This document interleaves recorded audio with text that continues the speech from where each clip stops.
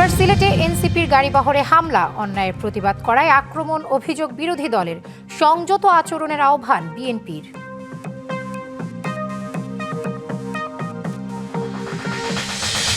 জুলাই নিয়ে কোনো ব্যবসা চলবে না, স্বাধীনতার ৫৫ বছরেও রাষ্ট্র প্রশাসনে কাঙ্ক্ষিত পরিবর্তন না হওয়ায় মির্জা ফখরুলের আক্ষেপ। শাপলা চত্বর হত্যা মামলায় কারাগারের লতিফ সিদ্দিকী।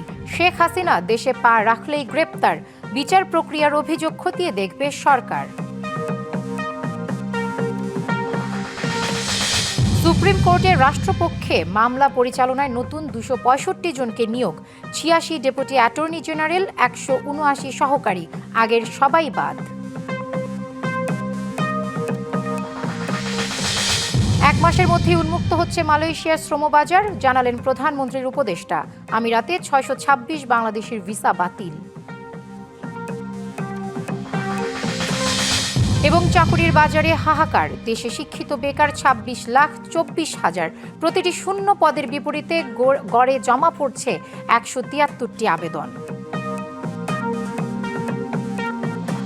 অন্যায়ের বিরুদ্ধে প্রতিবাদ করায় বিভিন্ন স্থানে জুলাই যোদ্ধাদের ওপর আক্রমণ করা হচ্ছে, এমন অভিযোগ বিরোধী দলীয় নেতা ডক্টর শফিকুর রহমানের।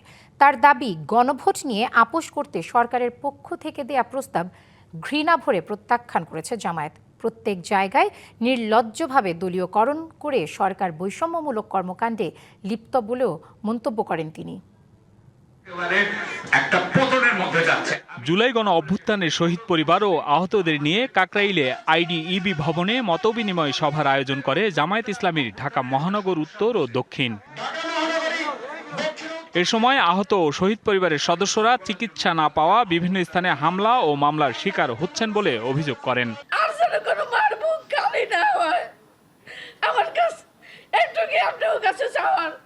সরকারের কাছে আমার এইটুকু আবেদন, বারবার আমাদেরকে এই হুমকি শুনতে হয়। সুতরাং হয় জুলাই সনদ বাস্তবায়ন করেন, না আপনারাই আমাদেরকে বঙ্গোপসাগরে নিক্ষেপ করেন, আমরা স্বেচ্ছায় আত্মত্যাগ করতে রাজি আছি। জামায়াত নেতারা বলেন, বিএনপিকে গণভোটের রায় বাস্তবায়নের প্রশ্নে কোনো ছাড় দেওয়া হবে না। এই জুলাই সনদ বাস্তবায়ন করা হবে, অভিষ্ট লক্ষ্যে না পৌঁছা পর্যন্ত আন্দোলন অব্যাহত থাকবে। জুলাই সনদের ভিত্তিতে অনুষ্ঠিত গণভোটের রায় কার্যকরার প্রশ্নে আমরা তিলমাত্র ছাড় দিতে প্রস্তুত নই। অনুষ্ঠানে বিরোধী দলীয় নেতা ও জামায়াতের আমির বলেন, গণভোটের রায় নিয়ে কোনো আপোষ নয়, ভয়ভীতি দেখিয়ে জুলাই যোদ্ধাদের দমানো যাবে না। গণভোট আপনারা চাইলেন, আমরা চাইলাম, এখন আপনারা মানেন না, আমরা কিন্তু আমাদের জায়গায় আছি, আমরা এখান থেকে সরতে পারবো না। জনগণের সাথে আমরা বেইমানি করতে পারবো না। আপনারা জাতির সাথে দেওয়া কথা লঙ্ঘন করেছেন, আপনারা জাতির সাথে বিশ্বাস রক্ষা করেন নাই। দানাই পানাই বাদ দেন, জাতি কঠিন সংকটে আপনাদের পাশে থেকে এই দেশকে গড়বে ইনশাল্লাহ। ডাক্তার শফিকুর রহমানের অভিযোগ, শিক্ষা প্রতিষ্ঠান থেকে শুরু করে সরকারের প্রতিটি জায়গায় দলীয় প্রভাব বিস্তার করে দখলদারিত্ব চলছে। বাছাই করে করে অসৎ দুর্নীতিপরায়ণ লোকদেরকে প্রধান জায়গায় পদায়ন করা হচ্ছে, যেন একটা দুর্নীতির স্বর্গরাজ্য কায়েম করা যায়। Hasan Al Mamun, DBC news, Dhaka. বিরোধী দলকে সংযত ও দায়িত্বশীল আচরণ করার আহ্বান জানিয়েছেন বিএনপির সিনিয়র যুগ্ম মহাসচিব ও প্রধানমন্ত্রীর রাজনৈতিক উপদেষ্টা রুহুল কবির রিজভী। সচিবালয়ে প্রধানমন্ত্রীর সাথে বৈঠক শেষে সাংবাদিকদের এ কথা বলেন তিনি। শুধু সরকারি দলই সব দায়িত্ব নেবে, বিরোধী দল দায়িত্ব নেবে না, তা হতে পারে না। বিরোধী দলকেও দায়িত্ব নিতে হবে, তাকেও দায়িত্বশীল আচরণ করতে হবে। বিরোধী দল, আজকের বিরোধী দল তো আগামী দিনের সরকারও হতে পারে তারা। তো যদি তাই হয়, তারা যদি এখন থেকে দায়িত্বশীল আচরণ না করে, বেপরোয়া এবং কাণ্ডজ্ঞানহীন কথাবার্তা বলা, বেপরোয়া আচরণ করা, তাতে তো গণতন্ত্র শক্তিশালী হবে না। জুলাই আন্দোলনের মাঠে শরীরের বিভিন্ন স্থানে ৩৬টি বুলেটের স্প্রিন্টারে গুরুতর আহত অবস্থায় মাথার রক্ত বন্ধ করতে যে জাতীয় পতাকা বেঁধেছিলেন, সেই পতাকা হাতে নিয়ে প্রধানমন্ত্রীর সঙ্গে সাক্ষাৎ করলেন শেখ আজিজুর রহমান। বৃহস্পতিবার সচিবালয়ে মন্ত্রিপরিষদ বিভাগের প্রধানমন্ত্রীর কার্যালয়ে এই সাক্ষাতের মধ্য দিয়ে আজিজুরের দীর্ঘদিনের স্বপ্ন পূরণ হলো। তার ইচ্ছা ছিল ওই পতাকাটি প্রধানমন্ত্রীর হাতে তুলে দেওয়ার। এ সময় তিনি রক্তক্ষরণ ঠেকাতে মাথায় বাঁধা সেই পতাকা সরকার প্রধানের হাতে তুলে দেন। এ সময় প্রধানমন্ত্রী মনোযোগ দিয়ে আজিজুরের দুঃখ কষ্টের কথা শুনেন। সম্প্রতি এই জুলাই যোদ্ধাকে নিয়ে গণমাধ্যমে একটি সংবাদ প্রধানমন্ত্রীর নজরে আসে। তার অতিরিক্ত প্রেস সচিব আতিকুর রহমান রুমনকে এ বিষয়ে খোঁজ খবর নেয়ার নির্দেশ দেন প্রধানমন্ত্রী। শাপলা চত্বর হত্যাকাণ্ডের ঘটনায় মানবতাবিরোধী অপরাধ মামলায় কারাগারে সাবেক মন্ত্রী আব্দুল লতিফ সিদ্দিকী। বৃহস্পতিবার আন্তর্জাতিক অপরাধ ট্রাইব্যুনাল ২ এই মামলায় তাকে গ্রেপ্তার দেখিয়ে কারাগারে পাঠানোর নির্দেশ দেন। এদিন ভাইয়ের সঙ্গে ট্রাইব্যুনালে এসে কাদের সিদ্দিকী সাংবাদিকদের বলেন, শাপলা চত্বর হত্যায় কোনোভাবেই জড়িত নন লতিফ সিদ্দিকী। শাপলা চত্বর হত্যাকাণ্ডে মানবতাবিরোধী অপরাধের মামলায় বৃহস্পতিবার দুপুরে ট্রাইব্যুনালে হাজির করা হয় সাবেক মন্ত্রী আব্দুল লতিফ সিদ্দিকীকে। এ সময় সঙ্গে আসেন তার ভাই কৃষক শ্রমিক জনতা লীগের সভাপতি আব্দুল কাদের সিদ্দিকী। পরে এজলাসে তোলা হলে লতিফ সিদ্দিকীকে গ্রেপ্তার দেখিয়ে কারাগারে পাঠানোর নির্দেশ দেয় আন্তর্জাতিক অপরাধ ট্রাইব্যুনাল ২। এরপর সাংবাদিকদের কাদের সিদ্দিকী অভিযোগ করেন, লতিফ সিদ্দিকীকে উদ্দেশ্য প্রণোদিতভাবে শাপলা চত্বর হত্যা মামলায় আসামি করা হয়েছে। তিনি সম্পূর্ণ নির্দোষ। কিচেন ক্যাবিনেটে লতিফ সিদ্দিকী ছিলেন না, আর লতিফ সিদ্দিকী এই সময় কিছু ঘটনা নিয়ে বিতর্কিত ছিলেন আওয়ামী লীগের কাছে, শেখ হাসিনার কাছে। এখন যদি উনি কোনো অপরাধের দায়ে, যে অপরাধটা করেন নাই, তার ফাঁসি হয়, আমরা সাদরে গ্রহণ করব, কারণ আল্লাহ তাআলা তাকে তখন মুক্তি দেবেন। প্রসিকিউশন বলছে শাপলা চত্বর হত্যাকাণ্ডে উস্কানিদাতাদের একজন লতিফ সিদ্দিকী। আসামি পক্ষে যেহেতু কোনো জামিনের আবেদন ছিল না, তখন আমাদের আবেদন মোতাবেক এবং কগনিজেন্স অনুযায়ী তাকে কাস্টডিতে নেওয়া হয়েছে এবং জেল হাজতে প্রেরণ করা হয়েছে। বুধবার সন্ধ্যায় গুলশান থেকে লতিফ সিদ্দিকীকে গ্রেপ্তার করে ঢাকা মহানগর গোয়েন্দা পুলিশ। নাজমুল হুদা, ডিবিসি নিউজ, ঢাকা।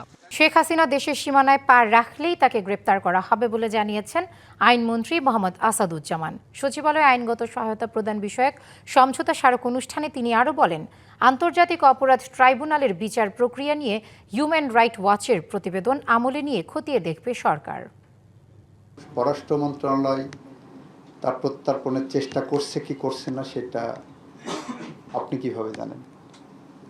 অবশ্যই চেষ্টা করছে, আমি বলছি। দ্বিতীয়ত হলো, একজন ফাঁসির আসামি হলেও সে যদি বাংলাদেশের নাগরিক হয়, বাংলাদেশে আইনের প্রতি শ্রদ্ধা দেখে বাংলাদেশে এসে সারেন্ডার করতে চায়, সেখানে হয়তো তার সারেন্ডারের আগেই অ্যারেস্ট হবে, কিন্তু তার সেই তো অধিকার তো আছে, আসলে আসবে, আইন তার নিজস্ব গতিতে চলবে, সেখানে তো আমাদের আইনের ব্যত্যয় করে আমরা কিছু করব না। রাষ্ট্রীয় অতিথি ভবন পদ্মায় পররাষ্ট্রমন্ত্রী ডক্টর খলিলুর রহমানের সঙ্গে বৈঠক করছেন যুক্তরাষ্ট্রের দক্ষিণ ও মধ্য এশিয়া ভিত্তিক এশিয়া বিষয়ক বিশেষ দূত সার্জিও গোর। এর আগে বেলা ৩টার কিছু আগে ৩ দিনের সফরে ঢাকায় আসেন তিনি। এই সফরে সার্জিও গোর প্রধানমন্ত্রী তারেক রহমানের সঙ্গেও বৈঠক করবেন। পাশাপাশি আরও কয়েকজন মন্ত্রীর সঙ্গে তার বৈঠকের কথা রয়েছে। কক্সবাজারের রোহিঙ্গা ক্যাম্প পরিদর্শন করবেন সার্জিও গোর। এছাড়া বিভিন্ন রাজনৈতিক দল ও সুশীল সমাজের প্রতিনিধিদের সঙ্গেও তার বৈঠক হতে পারে। বিএনপি নেতৃত্বাধীন সরকার ক্ষমতায় গ্রহণের পর এখন পর্যন্ত সর্বোচ্চ পর্যায়ের মার্কিন কর্মকর্তার সফর এটি। রাষ্ট্রীয় অতিথি ভবন পদ্মায় পররাষ্ট্রমন্ত্রী ডক্টর খলিলুর রহমানের সঙ্গে বৈঠক করছেন যুক্তরাষ্ট্রের দক্ষিণ ও মধ্য এশিয়া ভিত্তিক এশিয়া বিষয়ক বিশেষ দূত সার্জিও গোর। এ বিষয়ে আরও জানাতে রাষ্ট্রীয় অতিথি ভবন পদ্মা থেকে যুক্ত হচ্ছেন সহকর্মী ইশরাত জাহান উর্মি। উর্মি, খলিলুর রহমান সার্জিও গোরের বৈঠকে আলোচনার বিষয়ে কিছু জানা গেছে? আপনি যেমনটি জানাচ্ছিলেন যে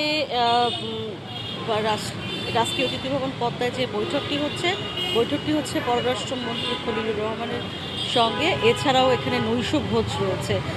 বৈঠকের পর নৈশ ভোজের যোগ দেওয়ার কথা রয়েছে বাণিজ্য মন্ত্রী এবং বিদ্যুৎ ও জ্বালানি মন্ত্রী। মূলত আসলে বাংলাদেশের সঙ্গে অন্যান্য দেশের যে যুক্ততা, বিশেষ করে আপনি জানেন যে চীনের যে যুক্ততা এই মুহূর্তে বাংলাদেশের রয়েছে এবং বাংলাদেশ এবং চীনের যে সম্পর্ক এখন বেশ একটা অনন্য উচ্চতায় রয়েছে, সেটি একটা বিষয় বা কৌশলগত একটা বিষয় হতে পারে। এটি আলোচনার একটি বিষয়। তাছাড়াও এই মুহূর্তে আসলে বাংলাদেশ আরও বেশ কিছু দেশের সঙ্গে তার নতুন সরকারের যে সম্পর্ক, সেই বিষয়গুলো নিয়ে আসলে আলোচনা হবে এই বৈঠকে, এমনটাই মনে করা হচ্ছে। একটু জানিয়ে রাখতে চাই যে আজকে পররাষ্ট্র মন্ত্রণালয়ে কিন্তু চীনের রাষ্ট্রদূত ইয়াবুয়েন এসেছিলেন, পাকিস্তানের হাই কমিশনার এসেছিলেন। তথ্যগুলো এই জন্যই দেওয়া যে আসলে যেই বাংলাদেশের সাথে অনেকগুলো দেশের যে সম্পর্ক, সেই সম্পর্ককে কিভাবে মার্কিন যুক্তরাষ্ট্র দেখছে, কৌশলগত সম্পর্ক কি হবে মার্কিন যুক্তরাষ্ট্র এবং বাংলাদেশের, সেই বিষয়গুলো কিন্তু এখন অত্যন্ত গুরুত্বপূর্ণ। এবং এর আগে পল কাপুর এসেছিলেন মার্চ মাসে, আর তারপরেই এই তৃতীয়বারের মতো কোনো একটি জ্যেষ্ঠ কর্মকর্তা, মার্কিন জ্যেষ্ঠ কর্মকর্তা, এবং একই সঙ্গে তিনি কিন্তু দিল্লিতে মার্কিন রাষ্ট্রদূত। সব মিলিয়ে অত্যন্ত গুরুত্বপূর্ণ এই বৈঠকটি মনে করা হচ্ছে। এবং আপনি জানিয়েছেন আগামীকাল তিনি যাবেন কক্সবাজারে রোহিঙ্গা ক্যাম্পে, এবং বিভিন্ন রাজনৈতিক দলের সঙ্গেও তার বৈঠক করার কথা রয়েছে। আপাতত এই ছিল খলিলুর রহমানের সঙ্গে কৌশলগত দিক নিয়ে আলোচনার যে বিষয়টি আমরা জানতে পেরেছি দুদেশের সম্পর্ক নিয়ে। বৈঠক শেষ হলে হয়তো আমরা আরও তথ্য নতুন যুক্ত করতে পারব। ধন্যবাদ উর্মি আপনাকে। মালয়েশিয়ার শ্রমবাজার নিয়ে সুখবর দিয়েছে সরকার। দীর্ঘ অপেক্ষার অবসান ঘটিয়ে বাংলাদেশিদের জন্য আবারও উন্মুক্ত হতে যাচ্ছে দেশটির শ্রমবাজার। সবকিছু ঠিক থাকলে আগস্টের শেষ সপ্তাহ থেকে শুরু হবে নতুন কর্মী পাঠানো। মালয়েশিয়ার কর্মী পাঠানোর ক্ষেত্রে কোনো অনিয়মের সুযোগ না দেওয়ার কথাও জানাচ্ছে সরকার। দীর্ঘদিন বন্ধ থাকার পর অবশেষে বাংলাদেশিদের জন্য উন্মুক্ত হতে যাচ্ছে মালয়েশিয়ার শ্রমবাজার। সবকিছু পরিকল্পনা অনুযায়ী এগোলে আগস্টের শেষ সপ্তাহ থেকেই দেশটিতে যেতে পারবেন বাংলাদেশি কর্মীরা। মালয়েশিয়া সফরে কুয়ালালামপুরে বাংলাদেশ হাইকমিশনের সাংবাদিকদের সঙ্গে মতবিনিময় করেন প্রবাসী কল্যাণ ও বৈদেশিক কর্মসংস্থান মন্ত্রী এবং প্রধানমন্ত্রীর প্রবাসী কল্যাণ উপদেষ্টা। এ সময় শ্রমবাজার নিয়ে দেয়া হয় সুখবর। অগস্ট মাসের শেষ সপ্তাহ নাগাদ ইনশাল্লাহ মালয়েশিয়া বাংলাদেশি শ্রমিকরা আসা শুরু করবেন। এই ফার্স্ট ব্যাচটা অর্থাৎ ফার্স্ট যারা আসবেন সেখানে আমরা স্বাভাবিকভাবে রাষ্ট্রায়ত্ত প্রতিষ্ঠান হিসেবে বোয়েসেলকে প্রাধান্য দিচ্ছি। আমরা অনুরোধ করেছি মালয়েশিয়াকে যে বোয়েসেলের মাধ্যমে যেন প্রথমে বাংলাদেশে আসেন। গেল ৩ মাসে মালয়েশিয়ার মানব সম্পদ মন্ত্রী, ঊর্ধ্বতন কর্মকর্তা এবং সংশ্লিষ্টদের সঙ্গে বৈঠকের পর দ্রুত শ্রমবাজার চালুর বিষয়ে নীতিগতভাবে একমত হয় দুই দেশ। প্রথম পর্যায়ে রাষ্ট্রায়ত্ত প্রতিষ্ঠান বোয়েসেল এর মাধ্যমে কর্মী পাঠানোর প্রস্তাব দেয়া হয়েছে। পাশাপাশি সমঝোতা স্মারকের আওতায় যাচাই বাছাই শেষে যোগ্য রিক্রুটিং এজেন্সিগুলোকে অনুমোদন দেবে মালয়েশিয়া সরকার। কোনো অনিয়মের সুযোগ থাকবে না এবং কম খরচে কর্মীদের মালয়েশিয়া যাওয়া নিশ্চিত করবে সরকার। সবসময় দেখা যায় যে বেশ কিছু দালাল বা অসাধু চক্রের সৃষ্টি হয়, তারা বিভিন্ন ধরনের প্রতারণামূলক কর্মকাণ্ডে লিপ্ত থাকেন। আমরা বাংলাদেশে গিয়ে সংশ্লিষ্ট আইন শৃঙ্খলা বাহিনী এবং প্রশাসনের সাথে আলোচনা করব, নির্দেশনা প্রদান করব যেন এই ধরনের ভোগান্তির শিকার কোনো সাধারণ মানুষ না হন। বাংলাদেশ হাইকমিশন, প্রবাসী কল্যাণ ও বৈদেশিক কর্মসংস্থান মন্ত্রণালয় এবং মালয়েশিয়ার মানব সম্পদ মন্ত্রণালয় যৌথভাবে পুরো নিয়োগ কার্যক্রম পরিচালনা করবে বলে জানানো হয়। DBC news desk. সংযুক্ত আরব আমিরাতে ভিসা অটো বাতিল হয়ে যাওয়া বাংলাদেশিদের বিষয়টি সুরাহার জন্য ব্যবস্থা নিচ্ছে সরকার। তবে ফেসবুক বা সামাজিক গণমাধ্যমে লেখালেখি বা আমিরাতের আইন ভঙ্গ হয় এমন কিছু করা থেকে প্রবাসীদের বিরত থাকার আহ্বান জানানো হয়েছে। পররাষ্ট্র মন্ত্রণালয় আন্তঃ মন্ত্রণালয়ের বৈঠকের পর যৌথ ব্রিফিংয়ে কথা জানান পররাষ্ট্র প্রতিমন্ত্রী এবং শ্রম ও কর্মসংস্থান প্রতিমন্ত্রী। সম্প্রতি সংযুক্ত আরব আমিরাতে শ্রমিক হিসেবে যাওয়া বাংলাদেশিদের ভিসা স্বয়ংক্রিয়ভাবে বাতিল হচ্ছে বলে গণমাধ্যমে খবর আসে। তবে ৫,০০০ ভিসা বাতিলের খবর চাউর হলেও আসলে সংখ্যাটি ৬২৬। বৃহস্পতিবার পররাষ্ট্র মন্ত্রণালয়ে এক আন্তঃমন্ত্রণালয় বৈঠকে এর সমাধানের বিষয়ে আলোচনা হয়। পরে শ্রম ও কর্মসংস্থান প্রতিমন্ত্রী জানান, এ বিষয়ে একটি হটলাইন খোলার চিন্তা করা হচ্ছে। এছাড়া যারা ভুয়া কাগজপত্র জমা দিচ্ছেন বা দিয়েছেন তাদের বিরুদ্ধে প্রয়োজনে আইন পরিবর্তন করে হলেও ব্যবস্থা নেওয়ার কথাও জানান তিনি। আরব আমিরাতেও সেখানে একটা হটলাইন বা জরুরি সেবার একটা লাইন ওপেন করা হবে, যে ওখানেও যারা সমস্যা আছে তাদের তালিকা প্রস্তুত করে কে কী ধরনের সমস্যায় পড়েছে সেটাকে সাপোর্ট করা যায়। পররাষ্ট্র প্রতিমন্ত্রী বলেন, ফেসবুকে লেখালেখি করে আরব আমিরাতের আইন লঙ্ঘন করলে ওই দেশটির কর্তৃপক্ষের সঙ্গে আলোচনা করা কঠিন হয়ে পড়ে। তাই প্রবাসে কর্মরত বাংলাদেশিদের আইন মেনে চলার আহ্বান তার। যখন আরব আমিরাতে কোনো আইন ভঙ্গ করে তারা ফেসবুকে লেখালেখি করে হোক বা অন্য কোনোভাবে হোক, তখন কিন্তু ওদের আইন অনুযায়ী তারা ব্যবস্থা নেবে এবং তখন বাংলাদেশ সরকার সচেষ্ট আছে, তারপরেও কিন্তু আমাদের জন্য কঠিন হয়ে যায় ওই ব্যাপারটাকে ঠিক করা। যে 626 জনের ভিসা বাতিল হয়েছে তাদের মধ্যে 400-র বেশি প্রবাসীর ভিসার জন্য আবারও আবেদন পাঠানো হয়েছে বলেও জানান পররাষ্ট্র প্রতিমন্ত্রী। 626 জনের ভিসা অটো ক্যান্সেল হয়েছে। ইশরাত জাহান উর্মি, ডিবিসি নিউজ, ঢাকা। দেশের চাকরির বাজারে সপ্তাহে গড়ে প্রায় 7 লাখ আবেদন জমা পড়ে। আনুষ্ঠানিক চাকরির বাজারে একটি শূন্য পদের বিপরীতে গড়ে আবেদন করেন 173 জন চাকরি প্রার্থী। বাংলাদেশ উন্নয়ন গবেষণা প্রতিষ্ঠান BIDS এর গবেষণায় উঠে এসেছে এমন তথ্য। দেশে বেকারত্ব বাড়ছেই, তীব্র হচ্ছে চাকরির বাজারের প্রতিযোগিতা। উচ্চ সুদহার ও স্থবির বিনিয়োগের কারণে কমেছে কর্মসংস্থান। তাই 2024 সালের পর চাকরির সুযোগ তেমন বাড়েনি। কতটা পারি যে এটা আসলে খুব বেশি ইফেক্টিভ হয় না। অর্থনৈতিক আগাম সতর্কবার্তা হিসেবে অনলাইন জব পোর্টালগুলোর গুরুত্ব শীর্ষক গবেষণার উদ্ধৃতি দিয়ে বাংলাদেশ উন্নয়ন গবেষণা প্রতিষ্ঠান BIDS বলছে, বর্তমানে একটি পদের বিপরীতে গড়ে আবেদন করছেন 173.2 জন চাকরি প্রার্থী। বৃহস্পতিবার রাজধানীর আগারগাঁওয়ে এক অনুষ্ঠানে এসব জানানো হয়। যে আমাদের যে লেবার মার্কেট বা আমাদের যে প্রাইভেট সেক্টরটা, এটা কিছুটা হলো আমাদের যে কন্ট্রাকশনারি পলিসি সেটাতে কিছু or expansionary policy for that matter সেটাতে কিছুটা হলো রেসপন্ড করে, কিন্তু এটা মানে উই হ্যাভ টু আমাদেরকে আরো এক্সপ্লোর করাটা খুব জরুরি হবে। গবেষণায় দেখা যায়, করোনাকালে চাকরির বিজ্ঞাপন 70% এবং শূন্য পদের সংখ্যা 75% কমে যায়। তবে আবেদন তুলনামূলক কম হারে কমায় একটি পদের বিপরীতে আবেদন বেড়ে দাঁড়ায় 287 জনে, যা গবেষণাকালে সর্বোচ্চ। এছাড়া 2022 থেকে 2025 সাল পর্যন্ত শ্রমবাজার স্বাভাবিক অবস্থায় ফেরেনি। আফটার দি জুলাই বিপ্লব মার্কেটটা আরেকটু টাইটার ছিল। ওভার 2025 এর লাস্ট 2 কোয়ার্টারে at least number of person per job এটা কমে গেছে। বাংলাদেশ পরিসংখ্যান ব্যুরোর BBS হিসেবে দেশে বেকারের সংখ্যা 26,24,000। এর মধ্যে স্নাতক ডিগ্রিধারী বেকারের সংখ্যা 8,85,000। সাম্প্রতিক কয়েক বছরে উচ্চশিক্ষিত বেকারের সংখ্যা বেড়েছে। সেই হিসেবে প্রতি 3 জন বেকারের মধ্যে একজন উচ্চশিক্ষিত। বিষয়ে যে গবেষণা হয়েছে, আমরা আশা করি যে এটা কাজে লাগবে। এই পুরো একটা কম্প্রিহেন্সিভ মানে এবং ইন্টিগ্রেটেড একটা ব্যবস্থা যেখান থেকে তথ্য মানুষ পাবে আমাদের বাস্তবতাটা কি। অনলাইন ক্যারিয়ার ম্যানেজমেন্ট ও জব পোর্টাল BD জবসের হিসেবে 2025 সালের জানুয়ারি থেকে 2026 সালের জুন পর্যন্ত 18 মাসে দেশের বিভিন্ন খাতে মোট 94,091টি চাকরির বিজ্ঞপ্তি প্রকাশিত হয়েছে। এ সময়ে 17,924টি স্বতন্ত্র প্রতিষ্ঠান জনবল নিয়োগের চাহিদা প্রকাশ করেছে। সফটওয়্যার তৈরি করার চেষ্টা করছি যে। Lamia Hossain, DBC news, Dhaka. টানা 3 মাস ডিজেল, কেরোসিন, অকটেন ও পেট্রোলের দাম একই থাকছে। আগের 2 মাসের মতো আগস্টেও জ্বালানি তেলের দাম বদলাচ্ছে না সরকার। আগামী মাসেও ডিজেল, কেরোসিন, অকটেন ও পেট্রোল একই দরে বিক্রি হবে। বৃহস্পতিবার বাংলাদেশ পেট্রোলিয়াম কর্পোরেশন BPC চেয়ারম্যানকে চিঠি দিয়ে সিদ্ধান্ত জানিয়েছে বিদ্যুৎ ও জ্বালানি বিভাগ। পরে তা প্রজ্ঞাপন আকারেও প্রকাশ করা হয়েছে। অপরিবর্তিত মূল্যহার অনুযায়ী আগামী মাসেও প্রতি লিটার ডিজেলের দাম থাকবে 115 টাকা, কেরোসিন 135 টাকা, পেট্রোল 140 টাকা এবং অকটেন 145 টাকা। এর আগে জুন ও জুলাই মাসেও একই মূল্যহার বহাল রাখা হয়েছিল। সিলেটের কানাইঘাটে পদযাত্রায় কথা বলছেন এনসিপির আহ্বায়ক নাহিদ ইসলাম। সরাসরি চলে যাচ্ছি সেখানে। চোখ উপড়িয়ে ফেলা হচ্ছে, আমাদের রাস্তায় ট্রাক্টর ফেলা হচ্ছে, বালু ছাড়া ট্রাক ফেলা হচ্ছে। এটা হচ্ছে তারেক রহমানের আই হ্যাভ এ প্ল্যানের নমুনা।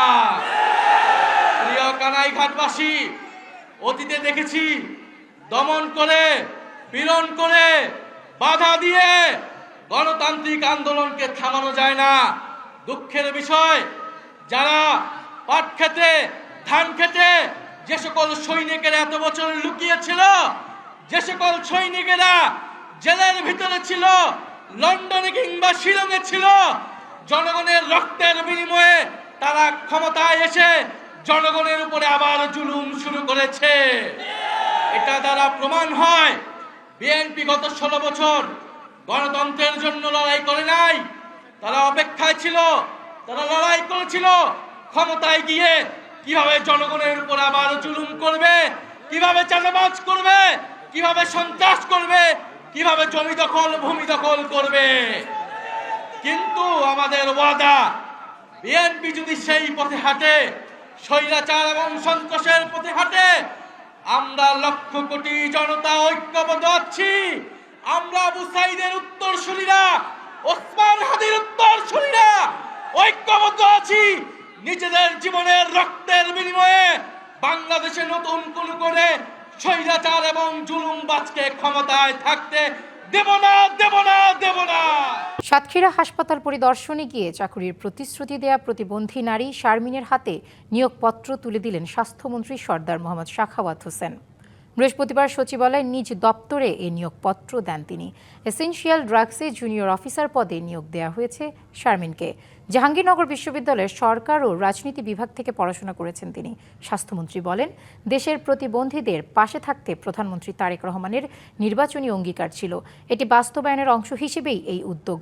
মন্ত্রী জানান, সরকার সব প্রতিবন্ধীদের পুনর্বাসন করতে চায়।